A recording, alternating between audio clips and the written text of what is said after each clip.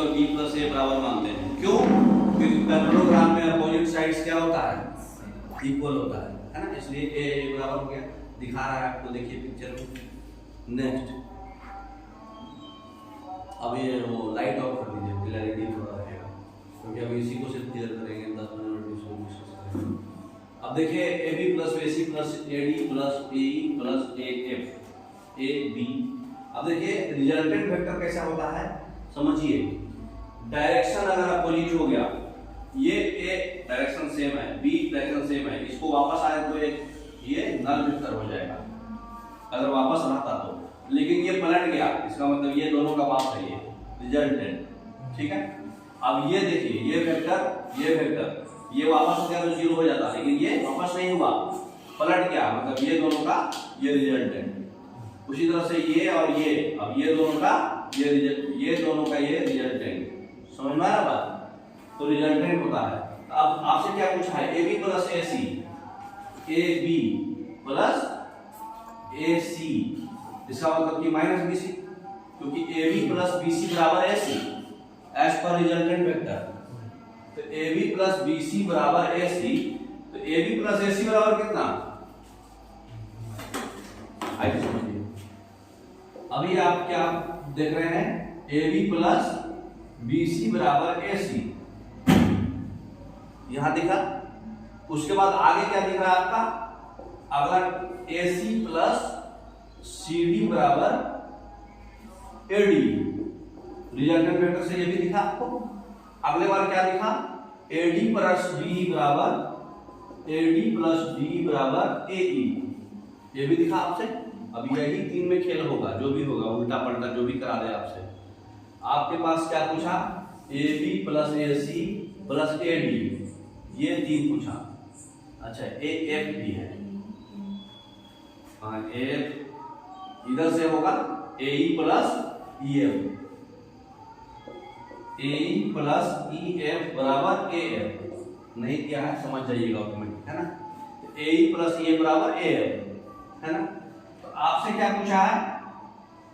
A B plus A C plus A D plus A E plus A F, यही पूछा है ना। तो आप बताइए क्या होगा? ये पूरा प्लस किया है, ये पूरा इधर जाएगा ना। तो बताइए क्या क्या होगा? AC minus BC regular hexagon है। रेगुलर मतलब कि आपका साइड बराबर है, सारे साइड बराबर है, तो इसको हम लोग जो है BC को भी हम लोग क्या लिख सकते हैं? AB लिख सकते हैं। CD है, CD को भी हम लोग AB लिख सकते हैं, इसको भी हम लोग AB लिख सकते हैं, EF को भी हम लोग AB लिख सकते हैं। अब बताइए, अब तो आसान हो गया होगा। अब क्या होगा? AB plus AC plus AD plus AE, AB plus AC plus AD plus AE, 1 2 3 4 AB minus में, है ना। अब AC plus AD, AC diagonal है, AD भी डायगोनल है, AE भी डायगोनल है, और AF इधर का साइड है, इसको हम लोग AB लिख सकते हैं। AB को हम लोग x मान लो, ठीक है। ये पूरा हमारा प्लस में पूछा है, साथ में AF पूछा है, ये AF था क्या? ये भी प्लस में पूछा है, ठीक है ना। तो ये पूरा AB सब माइनस में जाएगा, ठीक है। तो AC में से AB जाएगा, तो रेगुलर हेक्सागोन में क्या होता है? दुगना हो जाता है। रेगुलर हेक्सागोन में डायगोनल जो होता है दोनों साइड का दुगना हो जाता है, ठीक है ना। इसका मतलब कि AB बराबर क्या हो जाएगा? AC minus AB। ये जो होगा AC जो होता है दुगना हो जाता है, तो एक ही AB होगा, ठीक। तो 1 2 3 4 हो जाएगा, ठीक है। 4 कितना साइड है? 4 इंटू साइड, चारों साइड है ना, चारों साइड है, तो चारों साइड होगा तो आपका क्या हो जाएगा? डायगोनल उसका आधा होता है, तो 4 इंटू ए हो, समझे? 3 डायगोनल है। डायगोनल 3 है ना डायगोनल? नहीं डायगोनल से मतलब नहीं है, जो डायगोनल होता है उसका कितना टाइम्स होता है? रेगुलर हेक्सागोन का। 2 टाइप्स होता है ना। सी ऑप्शन दे रहा है। डी। अच्छा, और बाद में एफ भी तो है, एफ एक और भी है ना। तो टोटल कितना साइड हो गया? 1 2 3 4 5 सब अच्छा एडी 2 है, सॉरी ये एक एक्स हो गया, एसी हो गया 2x क्योंकि दुगना होता है, एडी क्या हो जाएगा? ये भी हो जाएगा 2x, एबी क्या है? ये भी हो जाएगा 2x। एक और कौन है? एफ क्या है? ये हो जाएगा x। टोटल कितना x हो गया? 3 5 7 1 8x है लेफ्ट साइड में, लेकिन 1 2 3 4 उसमें से 4x गायब हो जाएगा, तो ये बच जाएगा लेफ्ट साइड में 4x। राइट साइड में सिर्फ बचेगा आपका AC, ये है आपका 2x, AD ये भी है 2x, AE ये भी है 2x, AF ये है x। तो लेफ्ट साइड में, राइट साइड में कितना है? 2 2 4 6 1 7x, और इधर कितना है? 4x, तो बचेगा 3x, है ना। 3 दूनी 6 AO। अब कैसे होता है दुगुना? दुगुना कैसे होता है? क्योंकि एंगल जो है आपका एक फॉर्मूला पढ़े होंगे, एंगल सम प्रॉपर्टी जो होता है 2n-4 × 90 डिग्री। कोई भी साइड हो, हेक्सागोन में कितना साइड होता है? 6 साइड, तो 2 × 6 - 4 × 90 डिग्री कितना हो जाएगा? ये 12 - 4 8 × 90 9 8 72 720 डिग्री।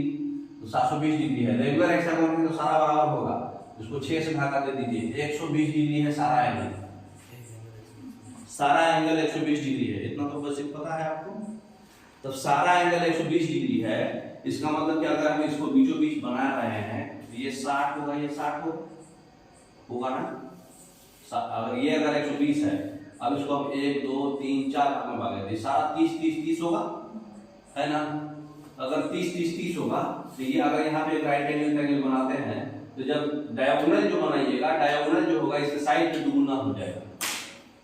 ये नॉर्मल हेक्सागोन का बना के देखिए आप। एक तरफ 7 आया, एक तरफ 4 आया, 7 - 3 7 - 4 3 आया, 3 दूनी 6 हो गया। क्यों? क्योंकि एक रेगुलर हेक्सागोन का बना के देखो नॉर्मल, ये वाला राइट एंगल ट्रायंगल दिख रहा, कोई भी एक साइड ले लो, ये साइड ले लो, दिख रहा, ये 30 डिग्री है, तो साइन 30 डिग्री का, साइन का तो ये हो जाएगा, cos 30 डिग्री क्या होगा? ये आधा वाला पोर्शन डिवाइडेड बाय ये एफ होगा ना। तो cos 30 डिग्री क्या होगा? cos 30 डिग्री होगा, बीच का पोर्शन को हम p मान लेते हैं, ठीक है ना। तो AP डिवाइडेड बाय AF होगा ना। cos 30 डिग्री का वैल्यू बताइए कितना होता है?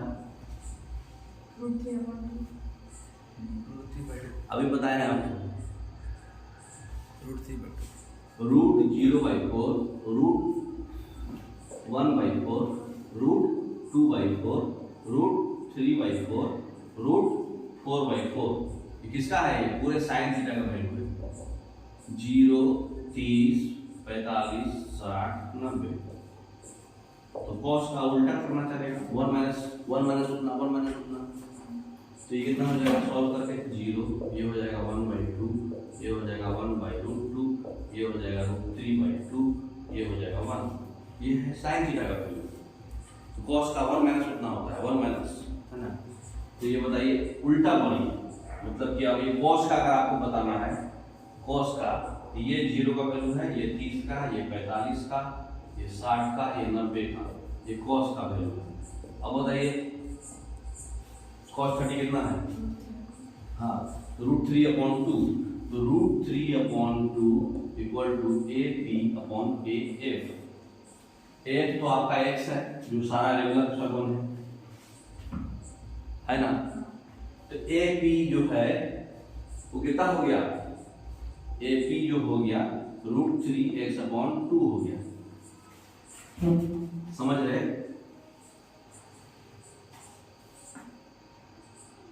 दो मिनट गड़बड़ा गया। 0 1 2 हाँ ठीक है, तो ये कितना हो गया, √3x/2 हो गया, है ना। तो अब उसी तरह से ये बताइए, यहाँ पे एक लाइन खींच दीजिए, ये वाला, कोई दिक्कत। तो इसमें ये एंगल कितना है 60। तो यहाँ पे sin 60 का ये परपेंडिकुलर है, हमको मतलब नहीं है परपेंडिकुलर, हमको इससे और इससे रिलेशन चाहिए। तो हमको क्या चाहिए, sin cos 60, क्योंकि cos 60 क्या हो जाएगा, ये बेस होगा, ये हाइपोटेनस हो जाएगा। तो cos 60 क्या हो जाएगा बताइए, cos 60 = BD AB base by hypotenuse, AB by AD 1/2 = AB by AD। तो AD = क्या हो जाएगा 2AB, इसका मतलब कि 2x हो गया कि नहीं। तो उसका जो डायगोनल हो रहा है वो 2 टाइम्स होता है, ये हम सिर्फ प्रूव करके आपको बताया, ऐसे ही हम बता चुके हैं आपको।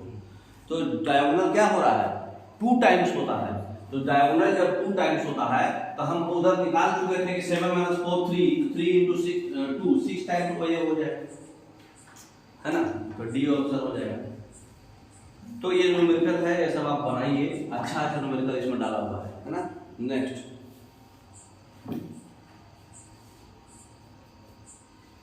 वेक्टर का नेगेटिव क्या होगा, डायरेक्शन चेंज होगा सिर्फ, है ना। नेक्स्ट सब्ट्रैक्शन ऑफ वेक्टर क्या होगा। हाँ, कभी भी आपको रिजल्टेंट क्या बताया है, अगर ये ऐसे होके ऐसे सेम तरफ जा रहा है, उसका अपोजिट ऐसे वापस आया तो 0, और अगर उल्टा गया तो ये प्लस हो गया, तो इसका अपोजिट जाएगा ये माइनस, है ना। नेक्स्ट QP लिखना है तो पलट दिए, डायरेक्शन पलट दिए तो उसका लेंथ भी पलट, मैग्नीट्यूड भी, अरे नोटेशन भी पलट देंगे।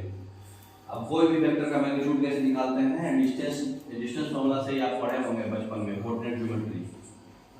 डिस्टेंस फॉर्मूला x2 - x1 का होल स्क्वायर + y2 - y1 का होल स्क्वायर, कोई भी दो देख लो, है ना, पढ़े है ना। नेक्स्ट मैग्नीट्यूड निकालने के लिए क्या होता है, अगर z होगा तो z भी लेंगे, है ना। नेक्स्ट उसी तरह से मैग्नीट्यूड क्वेश्चन पूछा है, निकाल दीजिएगा। नेक्स्ट रिजोल्यूशन करना है, तो कोई भी वेक्टर को अगर आप x एक्सिस पर रिजोल्व करेंगे तो cos थीटा लेंगे और sin लेंगे y एक्सिस की तरफ, समझ रहे। a cos थीटा हो जाएगा, वो a sin थीटा हो जाएगा। निकाल लीजिएगा, न्यूमेरिकल आपके लिए दिया हुआ है। यूनिट वेक्टर जो है आपको बता दिए, इसका मैग्नीट्यूड 1 होता है, फिर पढ़िएगा, निकालिएगा। नेक्स्ट ये दिखा चुका हूँ। नेक्स्ट ये एंगल भी बता चुका। तो न्यूमेरिकल आप बना लीजिएगा।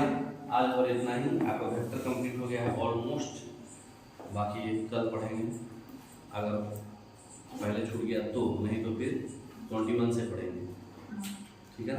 तो कल आप जो है सॉल्व करके आइएगा, या तो हमसे या तो मैडम से, ठीक है।